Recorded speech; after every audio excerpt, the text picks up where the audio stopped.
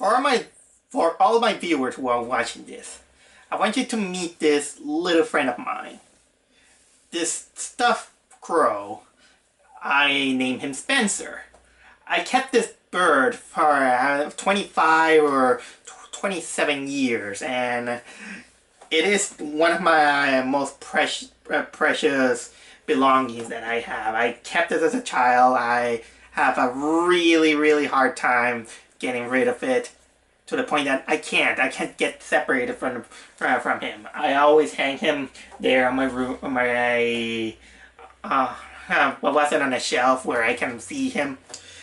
And when I feel a little bit desperate, I technically tend to talk to him like a crazy guy. And somehow it got me into trying to collect stuffed toys of cartoon character or stuff that I like. I mean, look at this small collection that I have. I'm not a collector, but it still makes me feel kind of good. So yeah, technically, Spencer is kind of like my Winnie the Pooh. Considering that that's the movie I just came out from watching it. I need to talk, Spencer, so would you mind sitting here? There, he's gonna be my special guest in this review. Okay. Before I go with my usual review of the movie that I just saw, I gotta be clear on my opinions about Winnie the Pooh in general. It's not my favorite Disney brand, but I can see why there's a lot of charm out of it. I did read the book. I gotta tell you, my sister, when she was young, she had this book with the original stories of Winnie the Pooh by A. Milne. It was charming. I did read the whole books. And, well, it is a different story when you kind of realize about the backstory of where Winnie the Pooh came from, the story of the real Christopher Robin, Milne, and all this stuff. It is a very bittersweet, depressing backstory on how fame can technically has its ups and downs on when you, how can I say, take advantage of a child and to make him the protagonist of a story. I'm not gonna go exactly into details about this, because the point of that is that Winnie the Pooh kind of became a more commercial franchise, considering that it was more of a personal story that a father wanted to give to a child. And then, of course, came Disney and exploited the whole thing, and he is kind of like one of the biggest Disney franchises that there is. And I don't hate it. I kind of enjoy Winnie the Pooh. I saw the series. I saw a few of the movies here and there. I also watched a few episodes of the New Adventures of Winnie the Pooh, which was kind of putting Winnie the Pooh in the Disney afternoon things. I saw the Tigger movie, which I like. I didn't saw the Big Heffalump movie. I didn't see also the Piglet movie. I couldn't see the 2D animated film that came out a few years ago. I even thought I did wanted to see it in order to give money to traditional animation. I couldn't see I think it was last year's movie of Goodbye Christopher Robin. I don't remember the name of that movie, which was a little bit more grounded in reality. But I was still very curious to watch Christopher Robin, because I have to be honest, one of the few movie genres or kind of storytellings that I technically dislike is the coming of age films. Mostly because personally I found coming of age films very depressing. Because growing up, well, I am aware that it's a fact of life. We can't deny that it's depressing. We lose the charm and the wonders that we treasure as a child. It's kind of like playtime's over. Now you have to face reality because it's harsh. It's bitter. You have to get with the program. And this is something that I technically dislike. So this is kind of like one of the disadvantages of growing up. Even though growing up also has its advantages to sound a little bit fair. And yeah, I saw the trailer and I was really, really, really worried that it's gonna be a very, very depressing sit. But I felt more surprised that people are more concerned that the effects to make Winnie the Pooh a live action character, they find him kind of creepy in a way. You call that creepy? I'm sorry, but I have to disagree. You want to see a creepier Winnie the Pooh? Look at this! Yeah! That came from a live action series / specials of Winnie the Pooh, and one of the most notorious is about talking to strangers.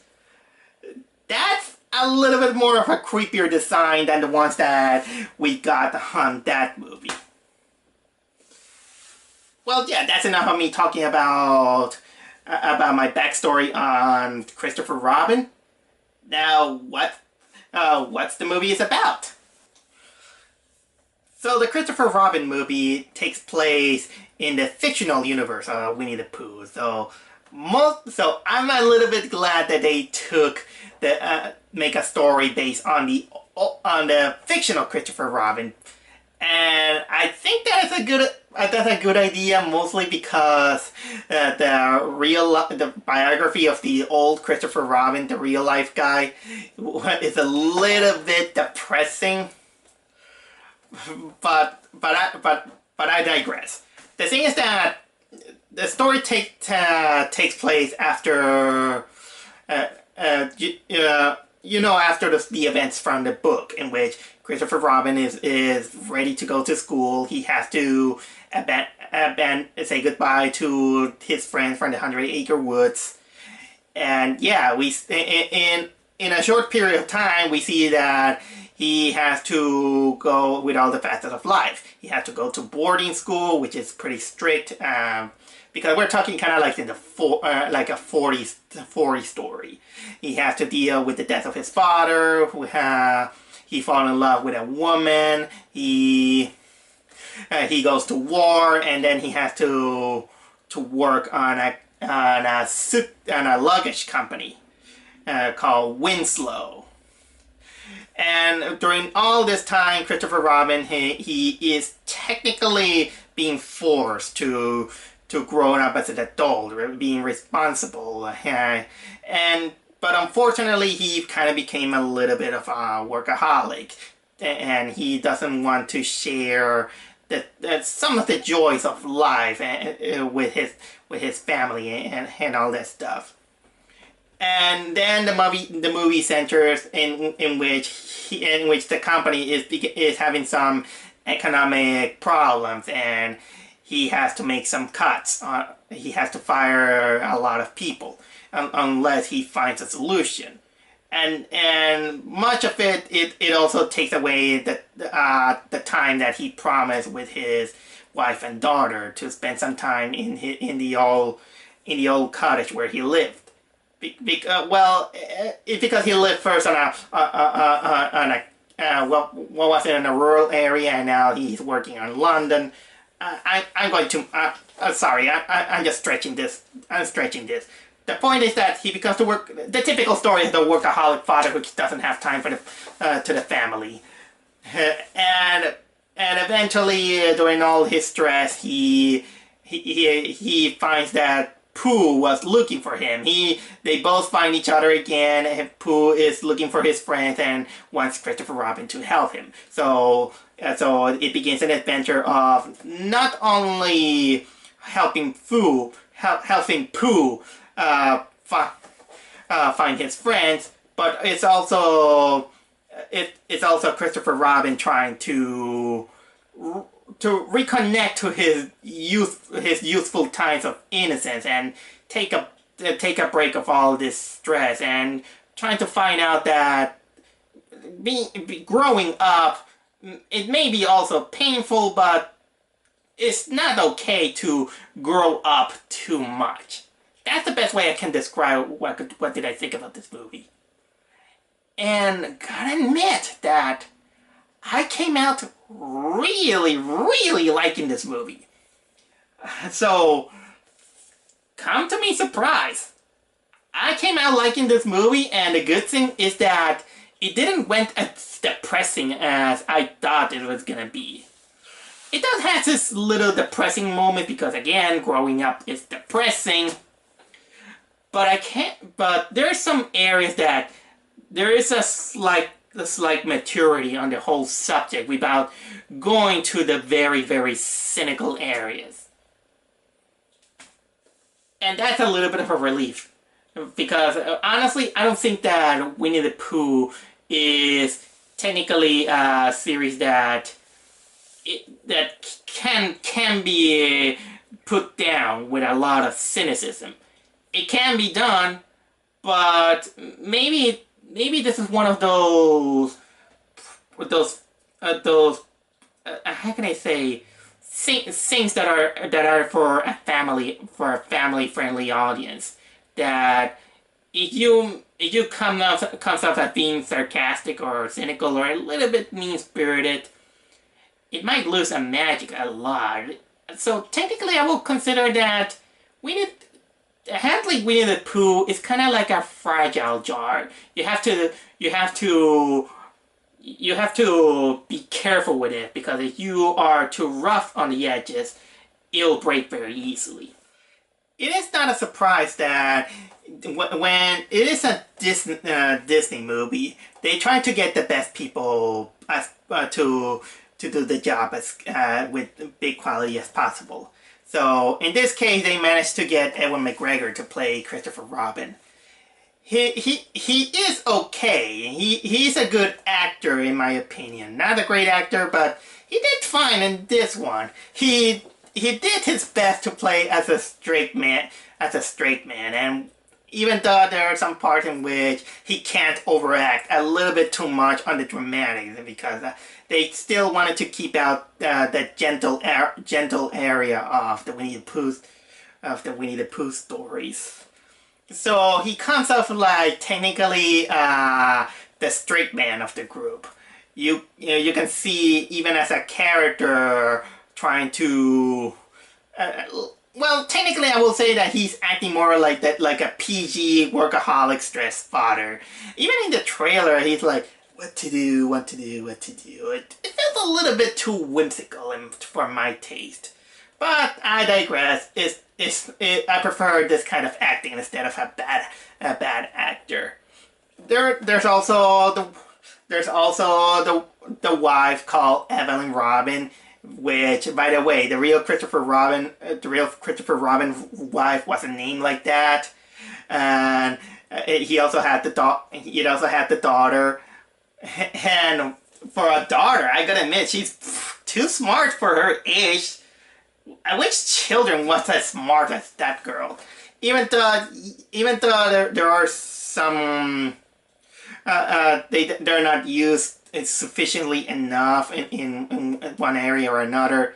Even though the daughter was kind of like all these kind of movies, kind of be like the connection between the family, because, well, she just wants to spend days with her father. She also is afraid of going to boarding school just like her father, and all this stuff. I'll talk about the scenes a little bit in a while. I'm just talking about the acting. One of the few nitpicks that I have this movie is that the movie kind of felt like it needed a villain, and that is one of the head executives of the Winslow Corporation. You know, that luggage company. He's the guy who's putting all the stress on on Christopher Robin, and is this sleazy business guy played by Mark Gaddis. My God, this guy is. I don't know if he's chewing the scenery, but one look at him, you're gonna see that that's a sleazy corporate guy, and he is a sleazy corporate guy.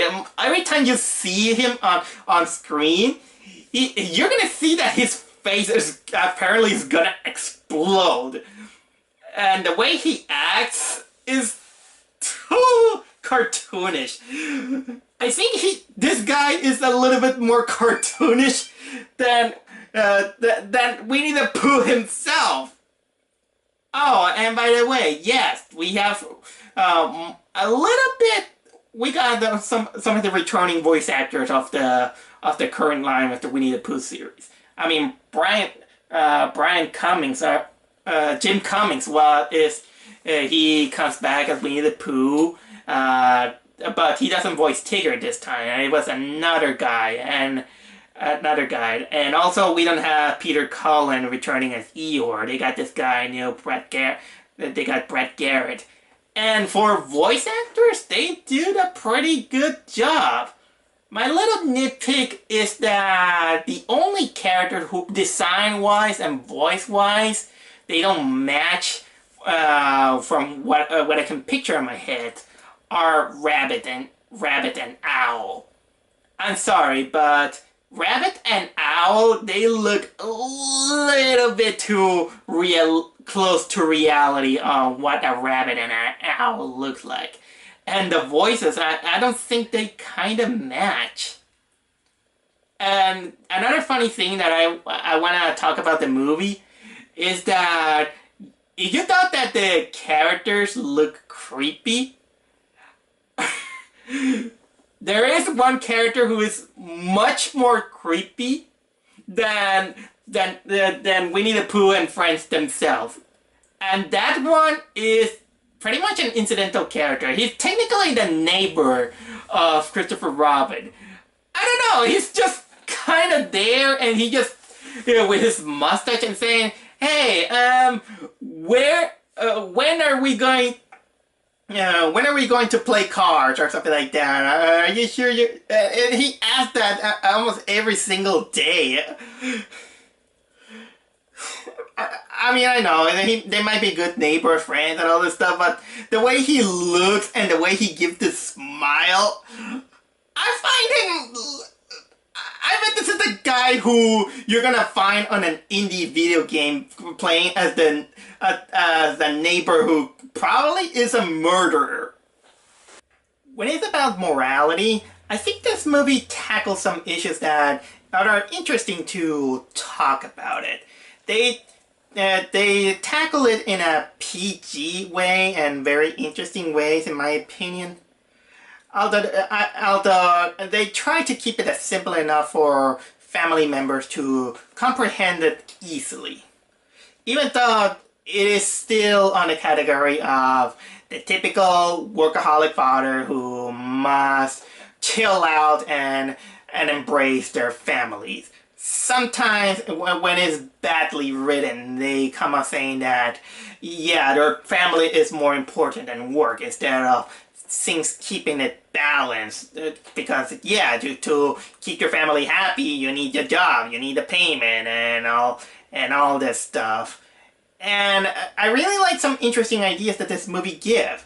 I mean, for example, Christopher Robin is aware about growing up, and he always said that, well, dreams will never become real. You have to work hard for it. You just not wish it, which unfortunately is true. But also there is this moral saying that sometimes the best things comes around by doing, well, nothing. I mean, yeah, I know that there are some instances in which doing nothing is the best solution. Now that I think of it, it kind of reminds me of this video game called Until Dawn. And until dawn, there are some solutions in which the best answer is doing nothing. That's and I like when things go exploring, when they explore that. Mostly center, you mostly see that kind of conversation in those touching scenes where you see Christopher, the grown-up Christopher Robin talking with Winnie the Pooh. I like those parts.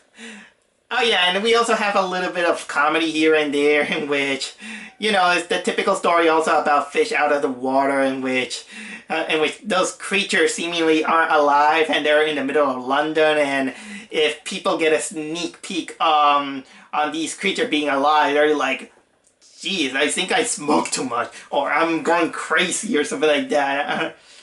Typical thing on a family-friendly film. I'm not the kind of guy who questions a lot. I don't care if it's dark magic, white magic, whatever.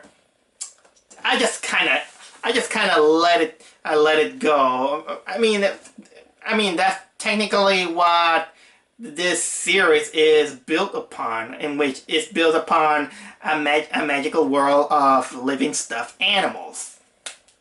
I also thought that the climax was okay, but I felt like it was a little bit rushed, in my opinion.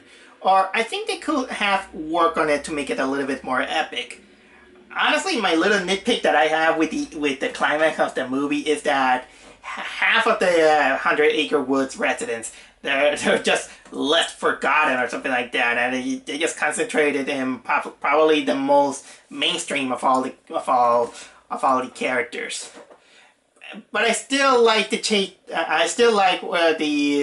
sequence of events that happen between here and there. We get also see another chance to see the sleazy Mark Gaddis. And yeah, the solution that comes to the problem is a little bit ridiculous. A little bit, but you know what? Okay, I will forgive it, because at least you gave me a good time. It feels tender enough. It feels warm into your heart. Oh, and don't go away after the movie ends, because there's a mid-credit sequence in which it's nothing important, but you'll be like, what the frick did I just watch? Here's the thing. Imagine a commercial from the 50s. Make it one of the weirdest things you could ever see. It's like if someone took you know how can I describe that mid-credit sequence? It's like if Charlie from 2.5 Men decided to go family friendly and made a jingle commercial out of it, and yes, it has to do with vacation, let's say.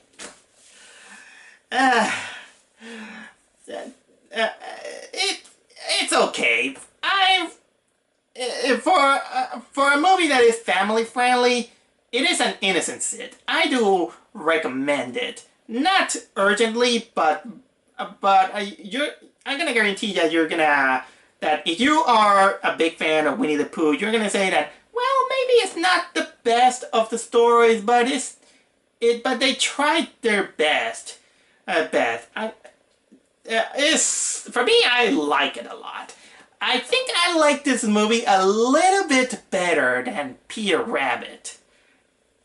I can't compare